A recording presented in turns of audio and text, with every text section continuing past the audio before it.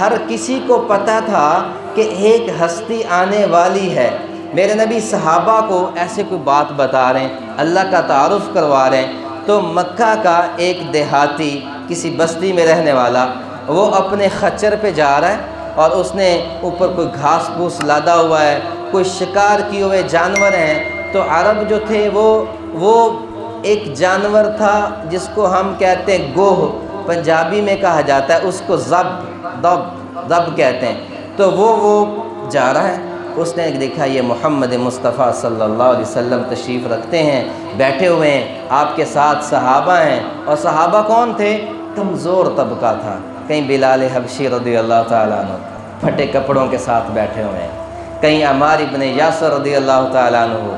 پھٹے تہبند کے ساتھ بیٹھے ہوئے ہیں، کہیں پہ حضرت عمر بیٹھے ہوئے ہیں، کہیں پہ سیدنا ابو بکر صدیق رضی اللہ تعالیٰ عنہ بیٹھے ہوئے ہیں۔ تو صحابہ تھوڑے بیٹھے تھے، تو وہ گزرا،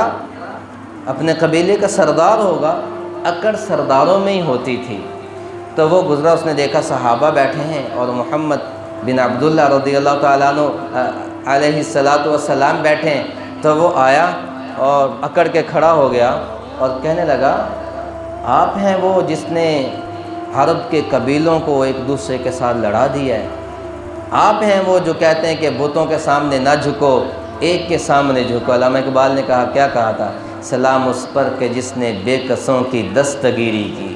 سلام اس پر کہ جس نے بادشاہی میں فقیری کی، سلام اس پر کہ جس کے گھر میں چاندی تھی نہ سونا تھا، سلام اس پر پرانا بوریا جس کا بچھونا تھا۔ تو آپ ہیں وہ جو یہ کہتے ہیں کہ اللہ کے سامنے جھکو، بتوں کو چھوڑ دو۔ آپ نے فرمایا تم کیا کہتے ہو، تم کیا کہتے ہو؟ تو وہ اکڑ کے کھڑا ہوا، اپنے جانور کی طرف گیا،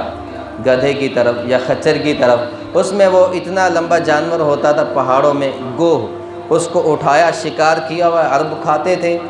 جاہلیت میں، وہ مری گوہ اٹھا کر لایا اور اس نے آ کر یوں تکبر کے ساتھ میرے اور آپ کے پیغمبر کے سامنے یوں پھینکی۔ وہ مرا ہوا جانور ہے، وہ آپ کے سامنے گرا پڑا ہے، اور کیا کہتا ہے کہ اگر یہ مردہ گوہ زندہ ہو کر آپ کی نبوت کی تصدیق کر دے تو میں آپ پر ایمان لے آؤں گا۔ میں نے کہا میرے نبی حیوانات کے بھی نبی تھے، زندہ کے بھی نبی تھے، مردہ کے بھی نبی تھے، پانی کے بھی نبی تھے، سمندروں کے بھی نبی تھے، ہر ایک چیز کے علم میں اللہ نے یہ بات ڈالی ہوئی تھی کہ تمہیں اگر وجود ملا ہے تو ایک ہستی کے صدقے ملا ہے، اور وہ ہستی کون ہے؟ محمد بن عبداللہ بن عبد المطلب بن ہاشم بن عبد مناف بن قصی بن کلاب بن مرہ بن کعب بن لوی بن غالب بن فہر بن مالک بن نظر بن کنانہ بن خزیمہ بن مدرکہ بن الیاس بن مزر بن نزار بن معد بن عدنان بن اسماعیل و بن سیدنا ابراہیم علیہ السلام۔ کہ ہر کسی کو پتا تھا کہ ہمیں وجود کن کے صدقے ملا ہے۔ میرے نبی نے اس کی طرف دیکھا، کہا بات کے پکے رہنا، پھر کہ میں پکا ہوں بات کا، ہم بات سے نہیں بھاگتے۔ میرے نبی نے مخاطب کیا مردہ جانور کو، آپ نے فرمایا یا ضب، اس کا نام پکارا، یا ضب یا ضب۔ جب تیسری مرتبہ پکارا تو وہ مرا ہوا جانور جس میں جان بھی نہیں ہے وہ یوں سر اٹھا کے کھڑی ہو رہی، سر اٹھا کے کھڑی ہو رہی اور کلام کرتی ہے، بولتی ہے، اور کمال بولتی ہے، کہتی لبیک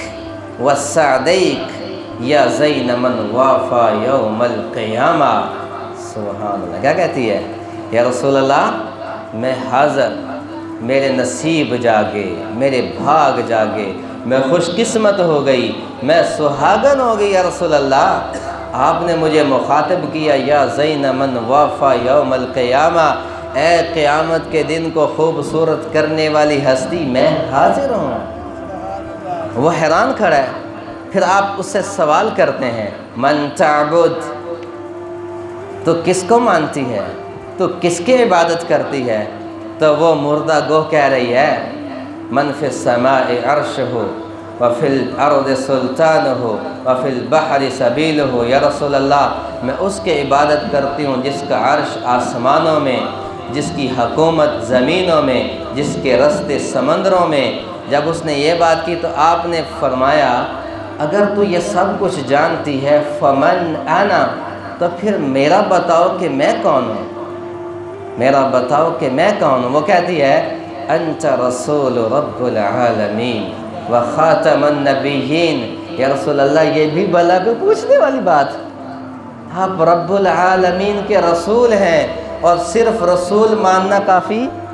نہیں ہے، وخاتم النبیین آپ نبوت کو ختم کرنے والے ہیں، تمام نبیوں کے امام ہیں، تمام نبیوں کے سردار ہیں، اللہ نے آپ پر نبوت کے دروازے کو ہی بند کر دیا۔ اور پھر کیا کہتی ہے کہ اتنا ماننا بھی کافی نہیں یا رسول اللہ، قد افلح من صدقک وقد خاب من کذبک، یا رسول اللہ بھاگ اس کے جاگیں گے، نصیب اس کے کھلیں گے جو آپ کے ہاتھ پہ ایمان لائے گا، آپ کا کلمہ پڑھے گا، آپ کے غلامی کے طوق کو اپنی گردن میں سجائے گا، وہ تو کامیاب ہو جائے گا، اور جو آپ کی نبوت کا، آپ کی رسالت کا، آپ کی وجود کا، آپ کے معجزات کا انکار کرے گا، وہ دنیا میں بھی ذلیل و رسوا ہوگا اور آخرت میں بھی رسوا ہوگا۔ اور وہ کھڑا ہے ایسے سن رہا ہے، آنکھوں سے آنسو بہہ رہے ہیں۔ اور میرے نبی گو نے اتنا کلام کیا اور اس نے سر زمین پہ رکھا اور واپس چلے گئے۔ اب میرے نبی اسے پوچھتے ہیں اب کیا کہتے ہو، تم کیا کہتے ہو؟ تو وہ جیسے کھڑا تھا گھٹنوں کے بل بیٹھ گیا اور کہتا ہے یا رسول اللہ میں آپ کی غلامی میں آتا ہوں۔